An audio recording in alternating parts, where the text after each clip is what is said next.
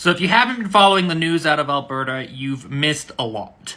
My name is Charlotte Dahlwood. I'm a journalist with Extra Magazine and with Rabble.ca, and I'm going to walk you through exactly what's come down the pipes from Premier Danielle Smith with regards to trans people, and what's at stake for trans people, and what you can do to fight back.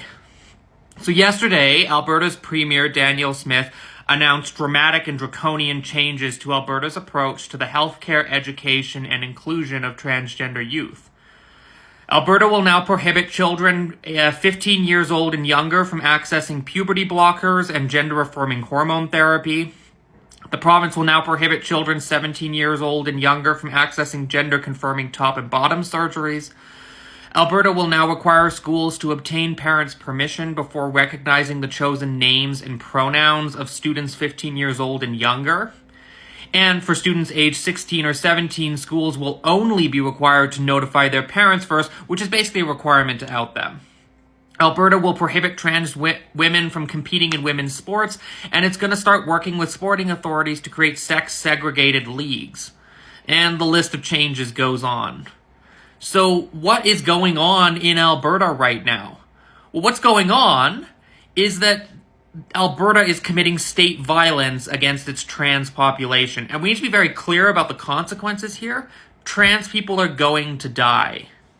Now, you might want to accuse me of hysterics, but just consider with me for a minute why gender-affirming health care in particular is necessary in the first place.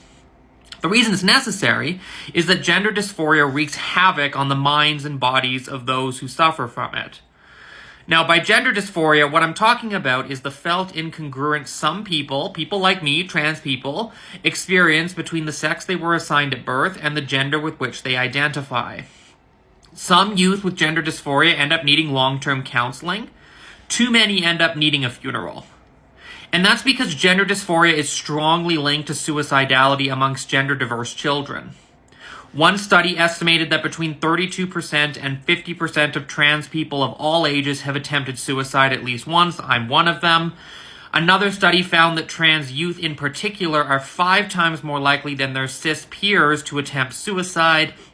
And another study found that in 2014, 1 in 3 trans youth had attempted suicide. But, okay, that's pretty bleak. Here's the thing. We know how to reduce that suicide rate, and it's by affirming trans people in their gender diversity. Trans people who want puberty blockers and receive them have a lower lifetime risk of suicidality than trans people who want puberty blockers and do not get them.